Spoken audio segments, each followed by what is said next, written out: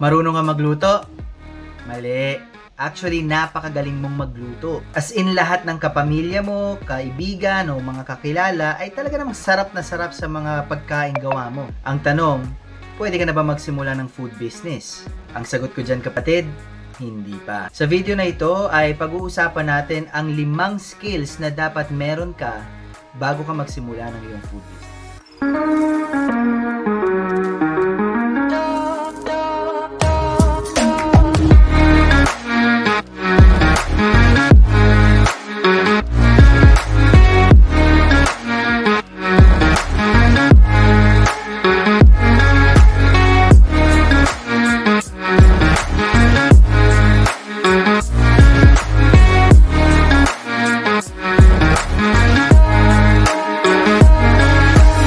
Good morning sa iyo, kapatid, sa among parte ng mundo ka nanonood ngayon. This is your food business bro, Zach Sakdalan, and you're tuned in to the Food Entrepreneurs Channel, kung saan pinag-uusapan natin ang lahat ng kailangan mong matutunan kung paano mo patatakbuhin ang iyong food business. Kung bago ka sa channel ko, please subscribe to the channel at i-click ang notification bell para updated ka palagi sa bawat session natin at sabay-sabay nating aralin ang mundo ng pagnenegosyo ng pagkain. Paki-like na din ang video na to. So, bukod sa pagluluto, ano-ano pa nga ba ang mga dapat mong matutunan bago ka magsimula ng isang food business? Number 1, accounting skills. Ito ang pinakamahalagang skill na dapat mong matutunan bago ka magsimula ng isang food business o kahit ano pang negosyo. Hindi ko sinasabing kailangan mong maging CPA o Certified Public Accountant para matutunan ito. Kahit basic na debit o credit man lang ay naiintindihan mo dapat. Ito ang pagpasok at paglabas ng pera sa negosyo mo. Kailangan alam mo ang mga numero mo. Dahil kung hindi, kasi luto ka ng luto, tinda ka ng tinda, nagpapakapagod ka araw-araw pero hindi mo alam kung kumikita ka nga ba o nalulugi ka na pala. Alam mo dapat mag-compute ng food cost at ng overall COGS mo o cost of goods para makapaglagay ka ng tamang margins o yung tinatawag nating tubo sa produkto mo. Naiintindihan natin dapat ang CAPEX o capitalization expenses at ng OPEX o operational expenses. Gusto niyo ba pag-usapan natin ang food costing? Type food cost sa comment section para mapag-usapan natin sa mga susunod na araw. Number 2, management skills. Zach, madali lang naman ang pag-manage. Kapatid, ang management ay hindi lamang yan mando-mando ng tao. Meron dapat itong sistema na sinusunod ng mga tao o empleyado mo at nang sa ganun ay alam mo kung anong gagawin mo kung sakaling gumawa ng mabuti o ng masama ang empleyado mo sa negosyo mo.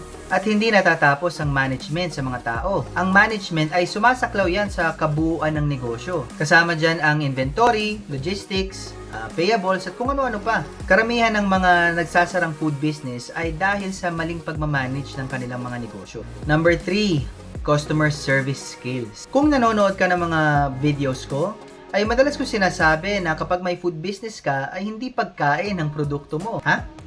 Labo mo naman, Zach. Kaya nga food business kasi pagkain ang binibenta ko. Kapatid, tama ka.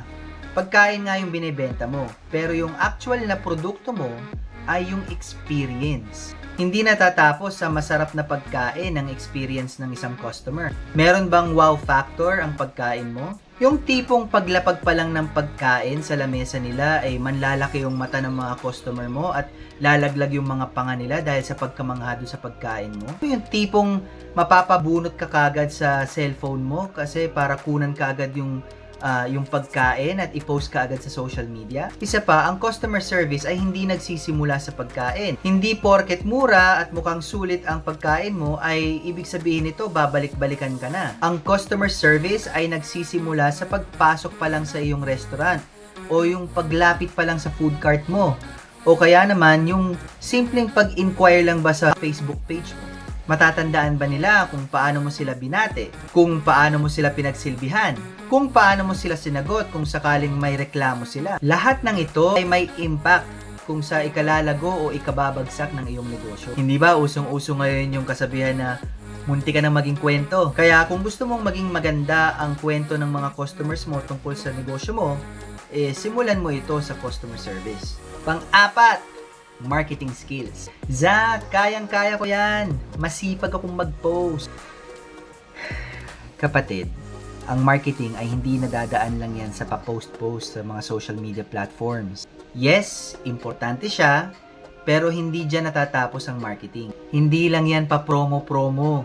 At lalong hindi lang yan pa ads-ads. Kasama sa marketing ang branding ng iyong negosyo. Sa madaling salita, para tong isang painting na napakaraming kailangan para magawa ang isang napakagandang larawan. Maraming kulay, maraming uri ng brush, iba't ibang techniques para makagawa ka ng isang magandang finished product. Gusto nyo bang mas maintindihan ang branding at kung paano nyo ito gagawin sa inyong business? Type branding sa comment section at isasama natin yan sa mga pag-uusapan natin sa mga susunod na video. Number 5. Selling skills. Kapatid, anong mangyayari sa negosyo mo kung magaling ka nga magluto pero nahihiya ka namang magtinda? Alam nyo ba guys, napakadami kong mini-mentor na dito talaga nag-i-struggle. Lalo na yung mga nanggaling sa corporate o yung mga may magagandang trabaho sa opisina tapos biglang nag-decide na magnegosyo ng pagkain, especially yung mga nagtitinda sa kalsada. Bakit sila nahihiya? Kasi mas inuuna nila yung iisipin ng ibang tao, lalo na yung mga kakilala nila kapag nakita silang nagtitinda sa kalsada.